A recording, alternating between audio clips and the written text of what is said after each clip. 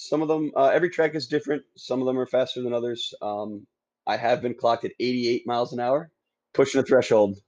Yeah, I was gonna make a Back to the Future joke about going 88 miles per hour, but, Yeah, get me in the DeLorean, bud. Let's go. let's go, bud, yeah.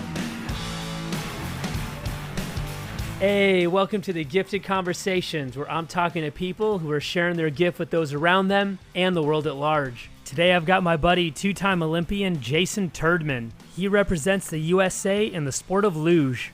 We talk about the pressures of the upcoming 2022 Olympics, mental fortitude, his impeccable golf attire, hanging with Shaun White, and a bunch of other things on the road to what will be his third Olympic appearance. If you want to learn more about the sport and know what it's like walking out with the US team at the opening ceremonies, have a listen. Turdman, thanks so much for joining me, man. I appreciate that. It's my pleasure, Art. Thanks for having me, man. Yeah, I think the last time I saw you, I think was when I was like randomly walking to Lisa G's and we got a little hug in. It was brief, but always good to see you, man. Yeah, it's a good time, man. Small town, you don't see everybody all the time, but when you do, it's always good. Yeah, absolutely, man. Awesome. So you're an Olympic luger. You're based out of Lake Placid. How do you describe the sport of luge to someone who doesn't know it if people don't know it? It's actually pretty basic. For me, it's relatable to riding a roller coaster with your eyes closed. Um, the major differences are you're not like strapped in and seated in a safety harness. You're not actually connected to the track. You're just in the track. And yeah, I mean, I've done a lot of different things. I have a motorcycle. I've skydived. Nothing really has given me the adrenaline rush that I get when I slide down the track doing luge itself. Yeah, man, I can only imagine. I have done the like the practice thing at the training center once, like years ago. Yeah, And I mean that's, as basic as it gets, but even that was kind of like your heart's beating a little bit on that. So yeah, it's different. Like I started when I was 10, so when you're 10 years old, you don't really, have that aspect of injury and how long it's gonna take me to yeah, come back. You're just exactly. like, oh hell yeah, I'll do this. Let's go.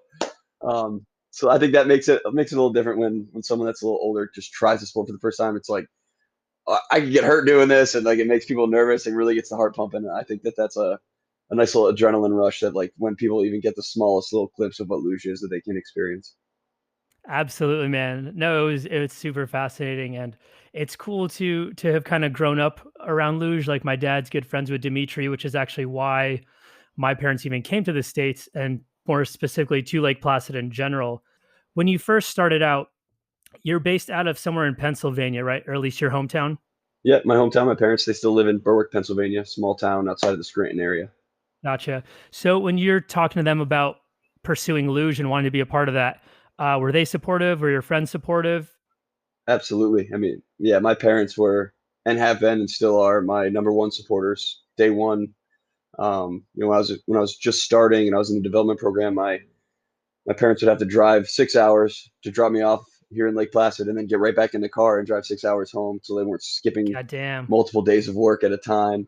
There's a monetary aspect of the sport when you're getting involved that you really need to be able to stay up on, and I've just been very lucky that my parents were set up enough to help me chase this dream for this long, to the point where I was finally able to support myself through the sport. And that took quite a long time. I was sliding for at least 10, 11 years before I started making any kind of uh, profit off of my athletic abilities. Yeah, so I mean that's the kind of the next thing I was curious about because luge is such a like specific and almost location based sport. Like you were saying, your parents had to drive 6 hours to Lake Placid and 6 hours from, and I guess minus there's a track in Salt Lake City, Right. Lake Placid. Is there anywhere else in the U.S.? There's a natural track. It's a different style of sliding that we have that is in the world. We have one of those in Michigan, Mm, Muskegon, Michigan. And sometimes we actually get athletes that do natural track luge, which has its own tour and is its own thing, that will transfer over to artificial luge and try and work their way up the ladder in our sport as well. gotcha.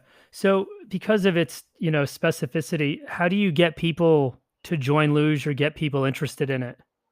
So we have a program, and about I think 90 to 95% of the Olympic team over the last 2 decades has gotten involved in the sport through this recruitment tour we call the White Castle Slider Search. Hmm. And what we do is we take sleds very similar to the ones that we ride on the tracks in World Cup competition. We modify them with rollerblade wheels instead of the steel runner, and we take a U-Haul with a ramp attached to the back around the country to major cities. We try and find a paved hill that's half a mile long, at maximum, and then we'll hold 2-hour clinics where it's free to the public. They can come and try. Kids ages 9 to 13 come out and try the sport. That's run by our development and junior coaching staff, that program, and they'll see about 3,000 kids throughout the summertime. And then from those athletes that try the sport, they invite about 120 kids up to Lake Placid or to Park City, Utah, to try the sport for real on ice in a screening camp. And then from that 120 or so kids, about 15 to 20 get into our development program for that following season. And then they try to work their way up the ladder through the national team and into the Olympic team. Gotcha. So I've actually seen photos and whatnot of like this, what you're talking about, the sled with the wheels and stuff. Yep. I didn't know that's, I guess you're spreading awareness of the sport, but I didn't know that's also kind of like a recruitment used as a recruitment as well. Yep. And we actually still slide. I mean, it's been quite a few years for myself personally on a wheeled sled in the summertime, but our junior team, 5 days a week, when they're in Lake Placid and at a training camp for the summer, they're sliding just to keep, position checks, the feeling of the sled steering. It's a really good tool that we are able to utilize rollerblade wheels in the summertime and actually get to slide. That's awesome. So, I mean, my next question was going to be, are you guys able to inspire the youth to join? But it sounds like, yeah. Yeah, don't get me wrong, luge is a niche sport and it takes a very special athlete to want to do this. For It's sure. it's not something that comes to you naturally. It's not something that's easy. It takes at least 6 years to become comfortable enough on a sled to really understand what's happening underneath you. So it takes a big commitment as well. We've had plenty of athletes come through and stick with the sport and make their mark on the world tour, and it's just one of the beauties of the sport itself. Yeah, man, for sure. So, kind of building on something that you just said, when you're on the sled, to the untrained eye and kind of like to myself, it's kind of like, what are they doing? They're just laying there. So luge, you're going feet first as opposed to skeleton where you're going head first. Correct. But you're talking about like positions and stuff. Yeah, like when you're on the sled going down the track, what are some of like the technical things that you're actually doing while you're on the track? So there's 4 major ways to steer a sled. The primary way and the most effective way to steer the sled is with your legs. There's 2 horns that come up in front of the sled, and they're called our kufens, and that is connected directly to the runners into the ice. So the sled works on a scissor system. So when you're steering on one part of the sled, it's actually digging the runner into the ice, lifting up the other side, and that's how you get the sled to steer left or right. It's actually, so when I want to go to the right, I push my left leg, I put pressure with my left leg, that digs the left runner in, lifts the right up, and you get a slight turn to the right. And then if I want to go to the left, I push my right leg, and it's just back and forth. Yeah. And that's the major steering is your legs. We can also steer with our hands. There's small handles inside the sled that's kind of underneath us. You don't see that. Oh, interesting. Um, I didn't know that. and Yep, and that works kind of in parallel. So if I was going to go to the right and I push down with my right or my left leg, sorry, I would actually lift on my right hand to create even more of a scissor. So I'm kind of lifting the sled and digging the sled into the ice at the same time, opposite, to try and turn myself in which direction. Another huge steering tool we have is our shoulders. The sleds are super flexible, and that's something you can't really tell. Um, but when we stand our sleds up, you can actually just small movements on the back of the sled with your hands. You can see the pod actually flexes. That's the part of the sled that we lay in. And that is also connected through a support system, what's the word I'm looking for here? Our suspension of our sled.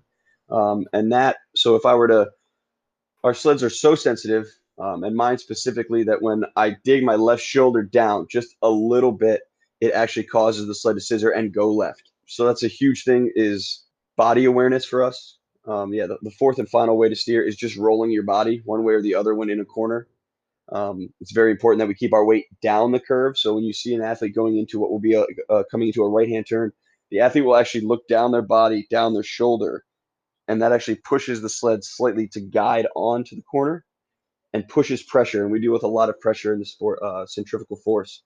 And we reach upwards of 5 to 6 G forces in a corner at a time. So when our body weight is up a corner, that means all the weight is on that upper runner. And when that happens and the pressure hits, you're going to go up. And you don't want to do that. We want to continue down the hill. Like it's a gravity sport. You want to continue going Yeah. downhill. So you'll watch athletes go into corners, and we call it blending it to a corner, where we actually roll our entire body in, turn our head, and just kind of, it's a feeling thing. You kind of just blend it onto a corner, and it actually helps us with speed. I've lost races and won races by thousandths of a second, and every little thousandth can be in any little transition, and it's a lot of that blending. And you get better at that the more you do it. Like I said, the sport takes a long time, so a lot of trial and error. Yeah, I can imagine. And we'll dig down deeper into some of that stuff. And it's I'm also learning because I have such a surface knowledge level of luge and whatnot, and what you guys are actually doing when you're on the sled. You So and it's interesting. 99% of America, my man. Yeah, yeah, exactly. Yeah, no, we're gonna get back into that in a little bit. So we know each other from Lake Placid, and you're an Adirondack ambassador, and you're affiliated with some of the Lake Placid Olympic sites. Yep, I'm an ORDA athlete. The Olympic Regional Development Authority in Lake Placid is an organization that runs all the facilities. It runs the Olympic ski jump facility. It runs Whiteface Mountain, which was the Olympic mountain. There's a biathlon competition range, cross country ski range, and then there's the 1980 Olympic hockey arena, which is what Lake Placid is most famous for. Yeah, exactly. And then there's the That bobsled track out at Mount Van Hoevenberg. And I've been lucky enough to work with ORDA for quite a few years, just in and out working with sponsors that they have come in. But last year I signed an agreement with them that I'm a representative of the organization as well. that's awesome, man. And I hesitate to find somebody better than you to kind of represent the town and all those venues. Well, obviously adore you so much, so I think that's awesome, and congrats. Well, thank you. I'm not the only one. There's a few other athletes, and I think we're all highly qualified for the job. True. Well, I was gonna say, like, having to represent, the Adirondacks and the Olympic sites. What does that mean to you? It's really cool. It's a way for me to give back. Without ORDA's support of the Olympic movement in this town, I would never have been able to be introduced to the sport in the first place. I have so many great memories growing up at the track here in Lake Placid, learning the sport, making friends through the sport, making friends through other sports that were also living at the Olympic Training Center through my teenage years. And I see it as a great way for me to give back to ORDA, to get my voice out there and share how great this area is and what it really means to the people of this town, that the Olympic spirit still thrives here. It's truly incredible. I've been to many sites that have held Olympics, and I've never seen one truly live the Olympic spirit like this town does. Makes it very easy for me to represent it. Yeah, that's awesome. I really love hearing that, and it's cool that there's a bunch of heavy hitters up in Lake Placid. I mean, kind of on a bunch of different Olympic sports, but for as far as from a luge, it's like you, Matt Mortensen, Chris Mazder, Aaron Hamlin. You Yep. guys are all kind of like all live right there, right? Yeah. Yeah. This our sport, our national governing body, USA Luge Association, is based here in Lake Placid. We are the only national governing sport here in Lake Placid. Everyone else is either out in Park City, Utah, Colorado Springs, and places like that. So we're the only sport that's here all the time, and it's kind of nice. I mean, I can't really picture a better training area for myself, and the views we get here of the mountains. It just, you can't beat it Definitely can't beat that. Yeah, 518 representing. all day. That's incredible. So, as mentioned, you said you've been to two Olympics. Yep, I've been to two, and I'm trying to get to my third. Nice. So two Olympics, and then countless international luge races. Yep. So I'm just kind of curious, what goes through your head when, let's say, you're at the Olympics, they're doing opening ceremonies, and you're there to represent your hometown, Lake Placid, the USA. What kind of goes through your mind when you're walking out to that? Uh, well, it's something that there's nothing in the world that can compare that can prepare you for what it's like to walk into opening ceremonies with Team USA. It's truly insane. I remember back in December of 2013 when I first qualified for the Sochi Games. Everybody's asking me, "What's it feel like? You're an Olympian. You're an Olympian. What's that feel like?" And I'm like, I don't know yet. You know, it's weird to. It was odd then to think about anything that I had not experienced before. So um, I do remember walking into opening ceremonies in Sochi. It gave me chills. It's super cool. It's the only time the entire U.S. delegation is all together, and Damn. I got to meet athletes that I grew up idolizing: Shaun White, Bodie Miller, amazing athletes that had already set themselves up and done so many great things in the sport. They were already multi-Olympic champions and world champions and all these things. And we're all together. I come from a small sport. We don't get a lot of media coverage or um, a lot of attention. And to meet these guys they're superstars in their sports and they're mainstream sports. And they were just down to earth, cool guys that wanted to hang out and talk and get to know what I was doing and what my sport was like and hear my stories. And for me, that was one of the coolest parts of the whole experience was just getting to meet other athletes that have totally different lives. But we're all here for one mission, and that is to help Team USA reach Olympic podiums. And then walking out into the stadium next to all these great athletes and 20,000 people cheering was something that, again, I was never prepared for, but I'll never forget it.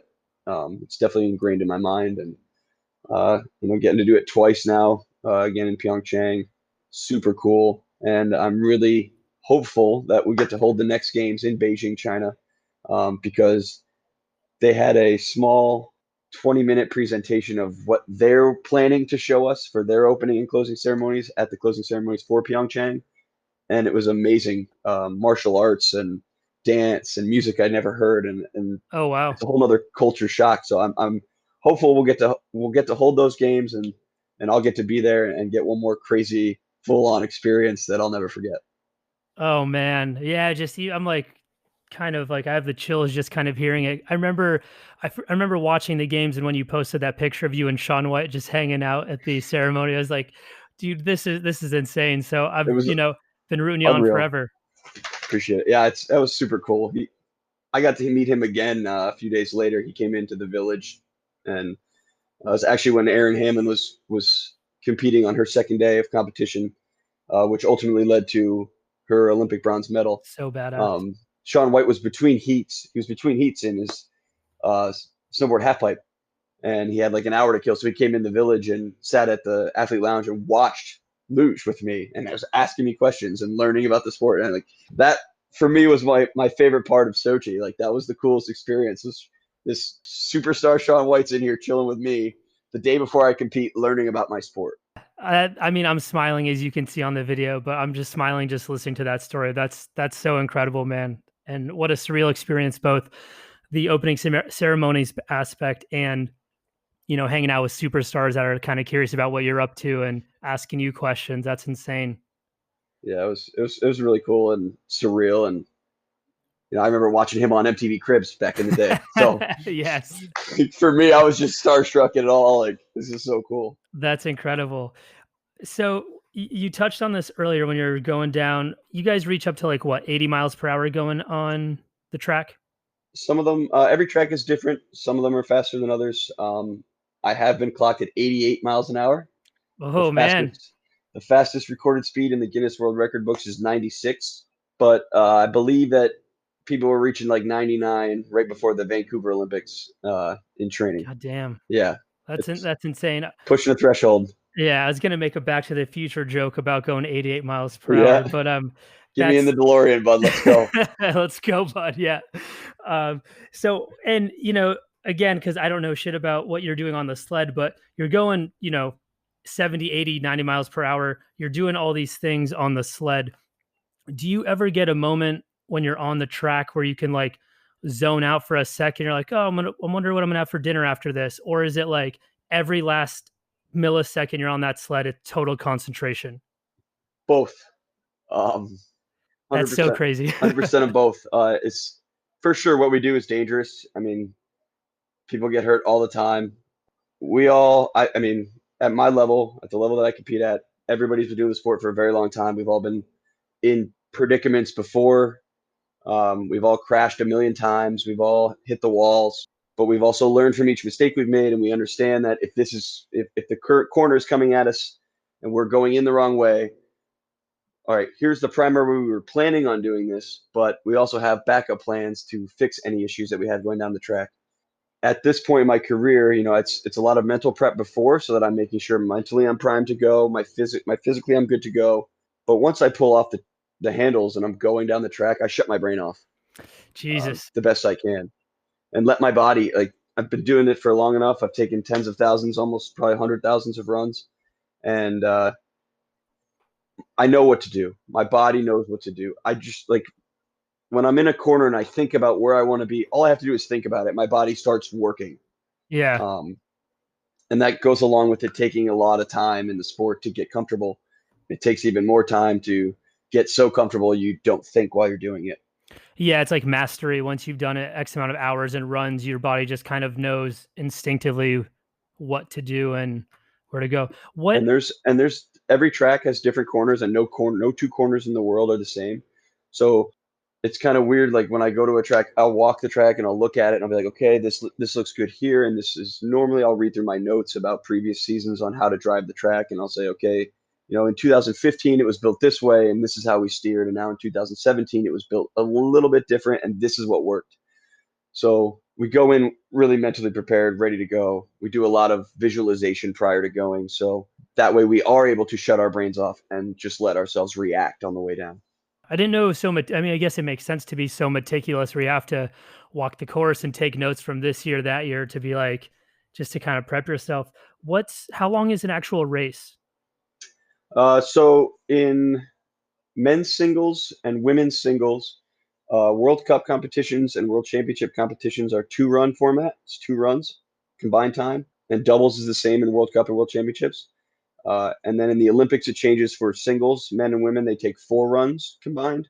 Doubles is still only 2 runs, but each track is about a mile maximum, and it takes about anywhere between 39 to 53 seconds, depending on the top speeds on the tracks and how they work themselves. Damn. And you said combined, as in, let's say if you have to do 4 runs, you have to perform on all 4 of those runs at the best of your ability. It's not best one of the four. Correct. Yeah, you don't get to throw runs away, unfortunately. God, that was zero room for error. Damn. Yep. And that's what makes the greats great, though. Yeah, that makes sense. The sport demands perfection, even though perfection is impossible. Yeah. And like you said, if you're competing at an Olympic level, it's like, yeah, you need to be as close to perfection as possible. For this part, I got a 2-part question for you. Okay. From a physical standpoint, I'm curious, what's the hardest part about luge in general? Is it like the training, the performing, the schedule? And then what's the hardest mental aspect of the sport? Okay. Well, the sport itself is 90% mental, no question about it. I think I'm going to answer the second half of that first. Yeah, I think please. the hardest thing mentally is to stay in the same place mentally throughout an entire, whether it's just a sliding session or a race or a full season. It's to keep the same mental approach to each run. And I know there's a lot of athletes out there that I compete with that have issues on race day. Oh man. They could slide beautifully all week, having no issues, and then the race they pressure themselves too much to perform at the level that maybe they're not at, Yeah. and it ends up biting them in the ass. And I've seen it countless times. I know for me, I like to go into a race just as I go into training. I don't try to pull a faster start. I don't, try to point my head back more or point my toes more to be more aerodynamic. I know that this is what I've got. At the end of the day, all I can control is my own self, and the other athletes are going to either perform to their best or take themselves out of the race and be out of my way. On the other side of it, physically, the sport is an experience-based sport, and it takes a lot of time and commitment to get in and get comfortable and get really good. Our start is very strenuous on our lower back, and we do a lot of training for that. We do a lot of weight room stuff. We do a lot of plyometric stuff to strengthen our back muscles and get them, as strong and healthy as they can be. But our start, in the beginning of the start, we throw ourselves back into what we call a compression, and we kind of bend our bodies completely in half, and then we snap out of that to try and create force forward. And the lower back just takes so much of a beating. I know a lot of my old teammates have had slip disc issues. Ooh.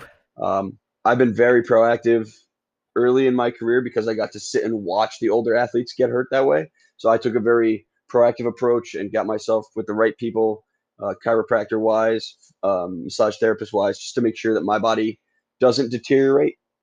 And that's worked out well for me so far. But still got another 2 years and trying to stay as healthy as I can through that. Attaboy, man. Well, yeah. I'm as always cheering you on, man. I can't wait to see you up there. This next one's also a bit of a two-part question. So I'm just kind of curious of both like the good and the bad. So let's say with the good, how do you deal with the pressure of, let's say you've had a couple great races and you have to continue performing at that caliber? How do you deal with that kind of pressure? And then on the kind of conversely, let's say you had a bad race, you crashed or you got injured. How do you kind of rebuild that confidence to get back on the sled and attack as you were before? Uh, well, that's a great question. Um, I think that, like I said before, for me, I try to think of each run and each training session and each race to be kind of the same thing for me. Yeah, there is instances where you're sliding really well, you're competing well, you're in a great position after, so many races through the season, and the overall you're sitting in a really good spot, and you want to be able to continue to either at least hold your position or try and move up on a sled or two. Um, it's There's definitely some self pressure we all put on ourselves, I guess, but I always try to ground myself before a race and try and be like, at the end of the day, all I got is what I can do. That's all I can control. That being said, there's also um, ways to manipulate others. um, I'm one of the guys in this. We have at the track we have the start. Next to the start's a start house, and in the start house is where we all change and get ready, and we talk and converse with each other. And I'm one of the guys that's always walking around to everybody, talking, seeing how they're doing. Getting little jabs in when I can, like, oh, I saw your training times this week, look a little slow. But of course, I'm joking around. I'm competing with the same guys that I've competed against since I was 17 years old. Yeah, so you have like that friendship and camaraderie. Yeah, there's only like 120 people that do the sport at my level, Damn. and we all travel the world together. So we know each other really well, and it's been the same people my whole career. So some of my best friends are the guys that I compete against, and they also like to give me a little bit of shit here and there. I was gonna say they must return that favor a little bit Oh with yeah, it's back and forth. It's great. I really enjoy it. But to get to the other part of your question about coming back from a bad race, that is a thing. That's a mental hurdle that every athlete, I don't care who you are, has had to climb at least one time. And that's really tough. You can find yourself in a funk pretty quickly, especially in a sport that's 90% mental. If you get taken out of your mental state at any point in the season, the sport becomes harder for you and potentially more dangerous for you. One thing that we like to do is we have a lot of control over our sleds and how they're set up, and the way that works out is sometimes we can have sleds that are set up to be more controllable, and sometimes you can set up to be a little riskier and have less control, but it'll hopefully bring you more speed. So when you have an issue and you're having trouble, we tend to dial the sled back a little bit, bring it in the reins a little more safe and secure, a little more control, try and get your feeling back. But it can take a little while to do that for sure. And we race every Saturday, Sunday, so you got to be real quick on getting out of a mental funk if you get in one. Yeah, exactly. From every like sports documentary you watch, and then in my own life where I don't know if it's like self-sabotage or me getting in my own way, but there's definitely moments where I can just feel myself in those funks. It's like, how do I get out of this? So no, I Yeah, totally, so it's a lot of self sabotage out there, man. yeah. Uh, So are you competitive in like your daily life outside of the sport? 100%. Okay. Yeah, I am one of the most competitive people you will ever meet. I golf a lot in my off season, like every day. I try Speak to go every day. I was gonna say your golf attire is Yeah, on thanks, point. man. I big shout out to Loudmouth Golf for the hookups. They've been great. I've been working with them for about 2 years now, and yeah, I get told all the time, best looking guy out there, best looking guy out there. I'm like, I believe that's it. just the clothes. It's just the clothes. Um, no, but I go golfing almost every day, and I do love that golf is more of a sport where I just be competitive against myself. Because again, I can't control the other guy's swings. I can't control where their balls go. I can only control myself. So I see that as a great relationship with luge for me on the mental side, and on the physical side, where a golf swing has to be the same thing over and over, and it needs to be this. There's a million things that could go wrong, but you're trying to do the same motion every time, and it's the same thing with luge. You can every swing in golf and every run in luge are different, but you're trying to mimic the same motion. And for me, I really enjoyed that side of things as well. I also play softball in the summer times. Yeah, I just try and compete whenever I can at any point. Awesome. And now that you mentioned that, I could totally see the parallels between golf and luge. I didn't think of that before, but that makes total sense. Yep. So in luge, you do have an off season, yeah? Or is Yep. We're in it right now, and I'm loving my sunshine. nice. That's what I was gonna say. So in your off season, are you able to have like a quote unquote normal life? Are you able to enjoy yourself? Or is it always kind of nagging in the back of your mind, like I might enjoy today, but tomorrow I got to get back to it and keep building and growing? Um, well, it's kind of a never ending. The sport is my job. It's my life, and I worked out this morning. I'll work out again Friday morning in the gym. Usually on my Tuesdays and Thursdays, I try and go golf 36 holes and I walk all of them.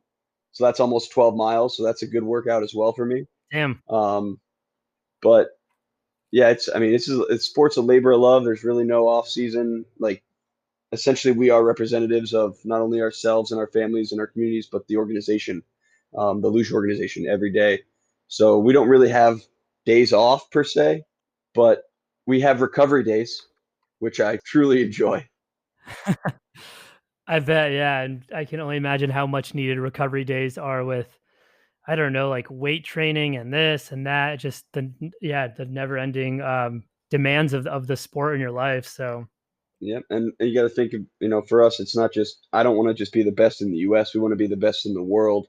So we're trying to battle against the German Federation that's working out. We're trying to battle against the Italian Federation that's working out, the Austrians, the Latvians, the Russians, the Canadian program. Like they're all working their asses off too. So like that holds us accountable in a way where we know our counterparts are working out. We need to also be bringing our best to the table. yeah, man, it's almost like does my head in to think that this is a world sport. So you're against, I mean, kind of to bring it back to like the 1980 miracle hockey game where like the Soviets, those guys only played hockey and somehow America won. But Yep. yeah, to know that you're literally competing against people in the entire world, it kind of blows my mind. Yeah, and they have, in the U.S., we're not a government funded sports. We don't do that. We don't have taxes. Money does not go towards Olympic sport in the United States. So, we got Germany has state funding. Those guys are making good money, and they have an incredible backing behind them. Where, we don't make as much money, and we ask big companies that we work with for their time. All of our sponsors, it's kind of a we'll take what you can give us kind of thing because we're such a niche sport. We don't have much publicity going on. So we're kind of more of a we'll take what we can get when we're battling against these major countries that have businesses that were created just for bobsled illusion skeleton sled design. Yeah, exactly. So That's crazy competition. I mean, yeah, if you could change the perception of luge, let's say in the eyes of like people in the US, is there something that you try to change at all? I would try to make the sport more accessible to more people. For me, not enough Americans get to try it. It's super fun. Everybody loves going sledding on a snow day as a kid, right? But this is ultimate sledding. And I really truly believe that if we had more tracks around the country, if that was feasible, it's very difficult to make that happen. I just think that the sport could connect so many more people because it's just so much fun. And I'm 31 years old. I go sledding for a living. Like I'm It just is a big kid. exhilarating. I'm just a big kid. We're all just big kids. We're trying to avoid adulthood as long as we can by riding sleds. I love it, and I'm with you on that. Having had a lot of friends kind of pop in and out of luge, and having my dad be surrounded with that whole crew. I'm a big Gordy Shear's been a homie for many years, and he's a phenomenal drummer Yeah, as yeah. well. Yes, So he is. he's been kind of around. Olympic silver medalist, man. That's right, man. You It's would never know. you never He's know. yeah, he's so I don't know. He just never brings it up. It's just so unassuming. Yeah, exactly. He's the best, man. I love that. Um, Yeah. what's what's something that frustrates or scares you, whether that's in luge or in life? Height. I can go 80, 90 miles an hour down the track, but I'm only a foot off of the ice. I'm not a big fan of tall buildings. I'm not a big fan of cliffs. Heights are just not my thing. Interesting. But yeah, it's weird. It's an odd pairing. But yeah, I never see myself as being up high on the sled, so I'm never like nervous about that. Yeah. But yeah, it's something that makes my palms sweat and makes me a little shaky. Okay, nice. Good to know. I like that. Um, so you kind of mentioned it earlier, but what do you right now currently? What are you most looking forward to? I mean, I'm hoping eventually to get to China.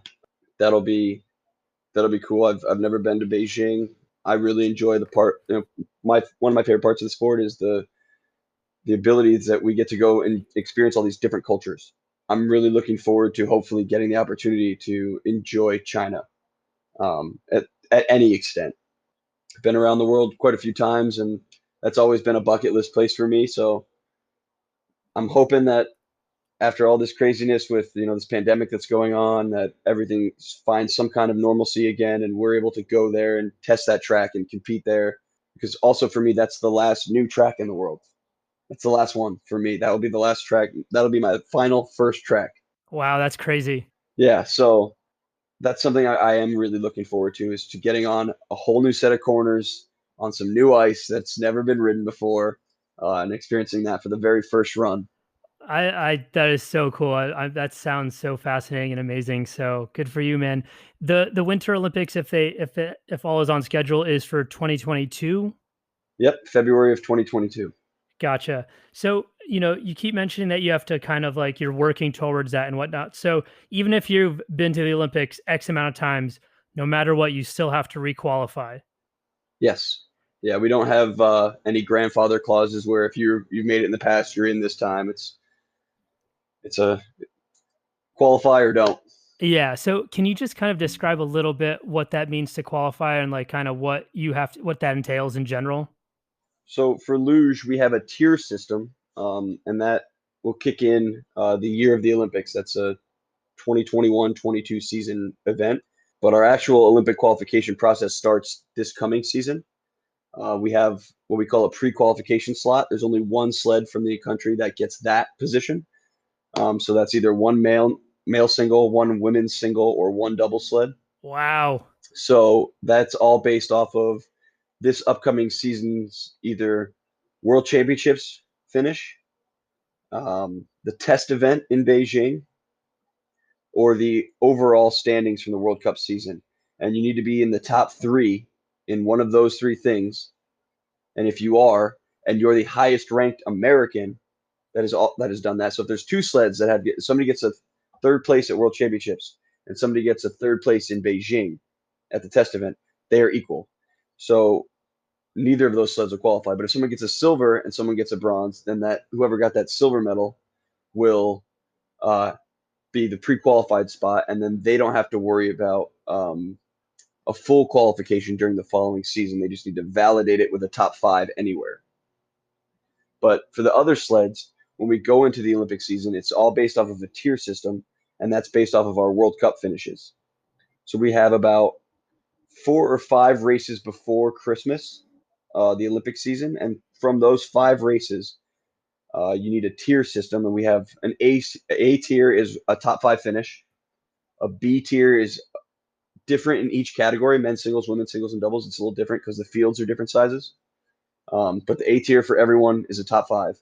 For my sled for doubles, a B tier is 2 top 7s, and a C tier is 2 top 8s and a top 12. So you need to fill out one of those tiers throughout that first half of that season, and then based off of what you've acquired as a tier, it'll go down the system. So if you've got A tier, all the A tier athletes are qualified. If you don't fill the team out, then we go to the B tier, and whoever's got the highest finishes in the B tier fills out the team until that's fully done. And if the team's not filled by that, then we go to the C tier. Okay, got it. And if no one and if the team isn't full by that, then we hold a race off on the final day of Oh qualification man. possible. And that's actually how I qualified for my first Olympics. Only one sled in the doubles field. That was Matt Mortensen and Preston Griffall back then, qualified through the regular tier systems. And then there was myself and my teammate Christian at the time, and a younger team, Jake and Andrew.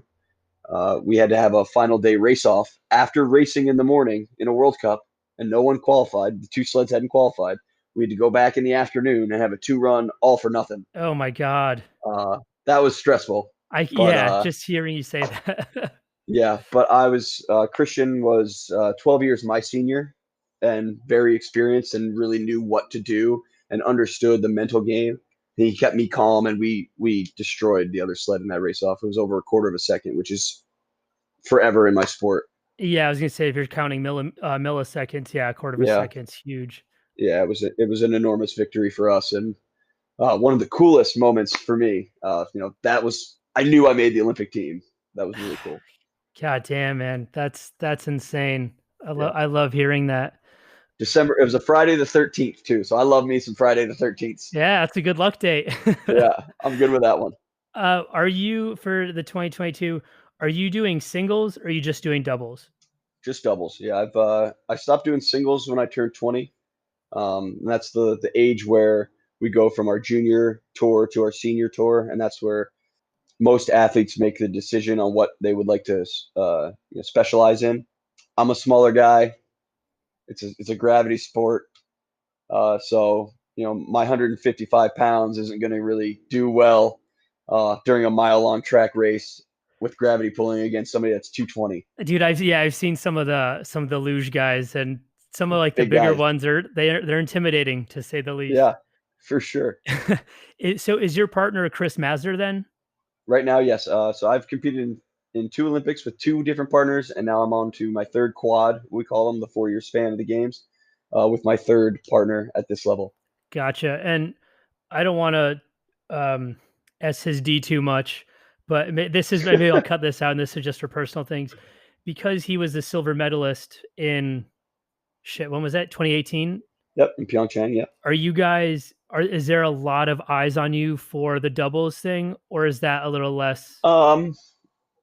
I definitely think that his success in Pyeongchang has brought a lot of light to the sport, and when his name gets thrown out there, people listen. Yeah. So yeah, I think there's definitely been maybe a little more watch on our doubles career together. He's also doing singles at the same time. He's doing both. He's the only athlete at this level that's competing in both disciplines. So that gets him a lot of notoriety and gets a lot of looks our way as well. But I think a lot of it is Chris and I have a lot of potential for success, and we're really just trying to fine tune ourselves right now. But I think that potential really is what's brought a lot of visual onto us specifically.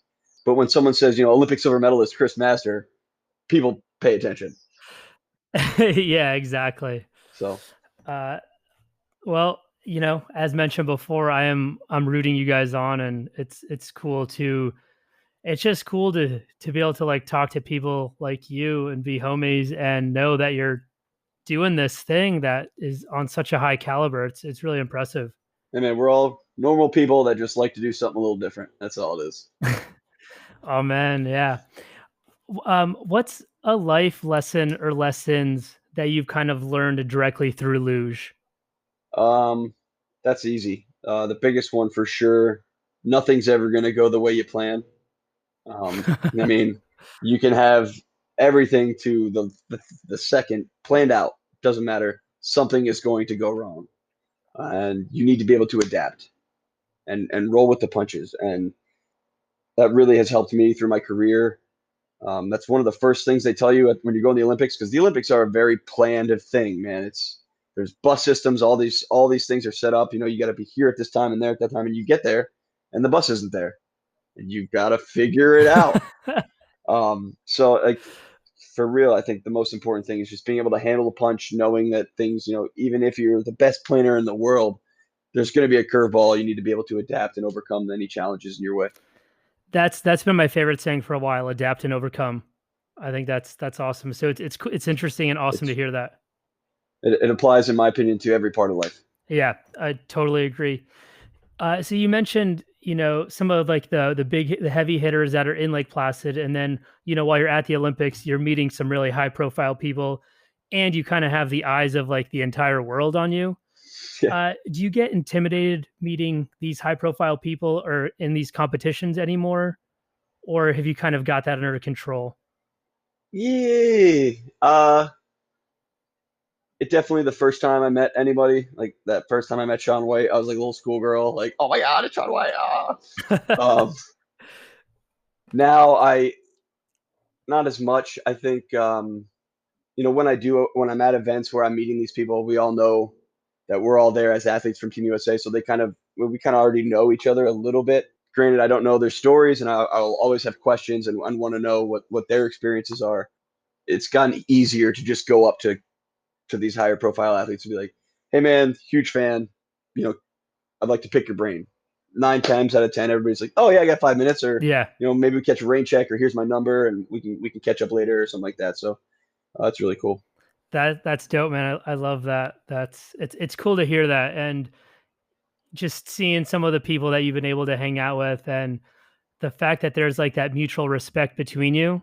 That's really cool to me, and keep that going. That's great. Thanks. Yeah, that's one of my favorite parts about the whole bond of Team USA. Yeah, hell yeah. Let's say when you look back on the journey so far from like a 10-year-old Jayson Terdiman to who you are now, how do you feel? Do you feel proud, accomplished? You still as hungry as ever? Uh, I think all of those things. I think if I could go back and talk to myself when I was 10 and just show myself what I've been able to accomplish. I've won, I can't tell you how many World Cup medals. I have 2 World Championship medals, 2 Olympic berths. I've got an overall Crystal Globe. Yeah, that's an impressive resume you got. I don't think my 10-year-old self would believe it. I've definitely accomplished more in the sport than I ever thought possible already. And we're not done. And I don't think that we've really even gotten to our peak yet. You know, I was talking to somebody the other day, and they were asking me, why do you still do it? Like, why do you still put yourself through? Because this lifestyle that we live is totally different. I'm Yeah, traveling 6 months out of the year, and then I'm training the other 6, and it's not conducive to holding real relationships with people and having like a family life and all that.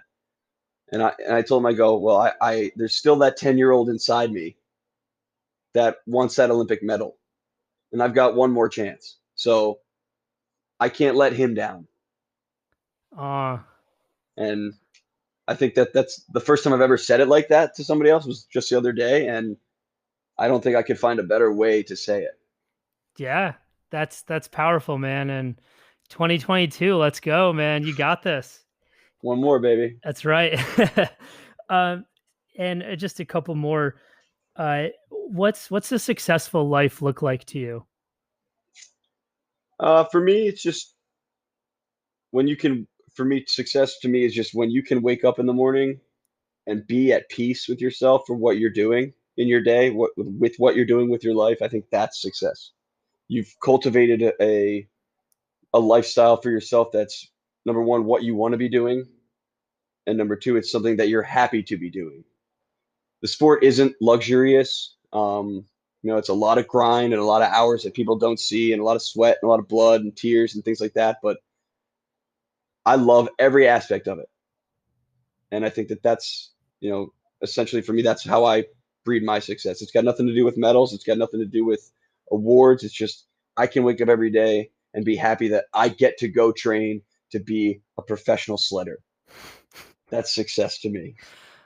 Yeah, I mean that's you said it super well. So that's a great way to put it.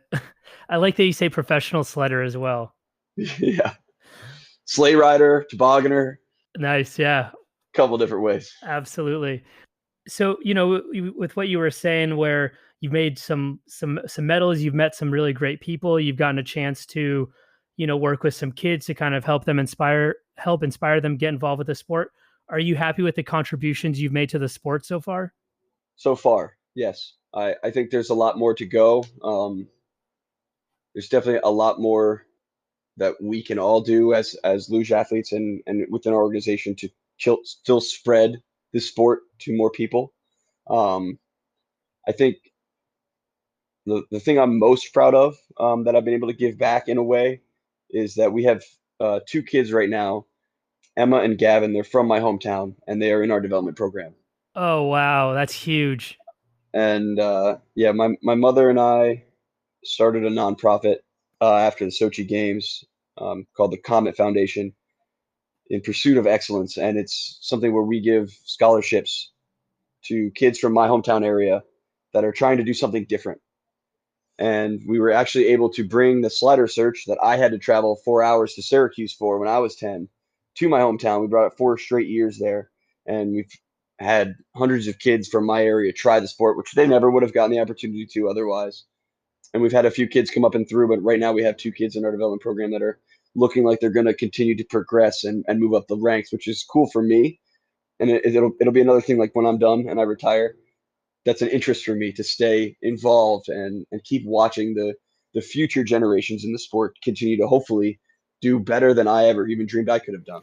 Wow, how powerful. I had no idea that you started a nonprofit. That's incredible. Congrats. That's amazing. Yeah, it's big props to Catherine, my mother. Big up. She's been the big force behind it all. That's amazing. And that's got to be such a special bond to have to have two kids from your hometown. Per, were you the one that kind of exposed them to luge in the first place? Yeah, absolutely. Damn. Well, Yeah, congratulations, man. That's you're doing the exact thing you're supposed to be doing. So that's amazing, man. it's it's very cool. It's again, it's one of my favorite things about what I've been able to do to give back. And this year when we had a race, we had our World Cup in Lake Placid this last season. They both skipped school and came up Yes. uh, and watched me compete, which was really cool. Their families came up too. We've it's a small community and they're doing something that I do, and we're very close. I've actually gotten to slide doubles luge with Gavin, Yeah, uh, amazing. which is really cool. I'm a back man on the sled, so I don't ever see. I'm the small guy, so actually when Gavin's only 14, he's a little smaller than me, so I actually got to switch positions on the sled for the first time and go on top and see what that's like. And it was his first time doing doubles ever, and he's not going to be a big guy either. He's another Yeah. similar body type to myself, so he's going to end up most likely being a back driver on a double sled in his career. So I got to give him the first ride that he ever got to do that on, which is a really cool bonding moment for the both of us. And one of my favorite memories in the sport that I've ever had, and I've been doing it for a long time. And we went from a junior start and like super low, safe and controlled down the track, but just the whole experience itself was really cool. Yeah, I mean, what a special experience for sure. And whether you like to call it mentorship or whatever, I think that's super important for kids. I don't know how big your hometown is, but Not very. not very big. Yeah, I think it's super important for kids to have some sort of quote unquote role model or somebody that they can look up to that exposes them to like great experiences and opportunities. So, damn, I didn't know that you're doing that. That's so Yeah. amazing. Yeah. We try and keep it, nice and quiet. We're not doing it for recognition. We're just doing it for the kids. Yeah, that's amazing, and I think that's probably as good as any spot to end. So, Turdman, I just want to say thank you so much for doing this with me. That was really fun a conversation. It's really cool to hear that about your world. Hey, it's my pleasure. I really, again, thanks for having me. This is always fun to get the good word of luge spread around. Of course, man. Yeah, and as you know, as some of your competitions come closer, and then especially with the Olympics, I'll do my best to try and put a couple more eyes on it. Not that I have a huge sphere of influence, but Hey, man, it's gonna keep growing, dude. I tell you. absolutely, man. All right. Well, thank you so much again. I really appreciate that. My pleasure, Art. Thank you so much for listening to this episode of The Gifted Conversations. If you like what you heard, please subscribe, tell a friend, or leave a review. Or if you hated it, feel free to tell me to fuck off or leave a negative comment. Anything is welcome. Appreciate the support, and I'm sending you positive thoughts and energy.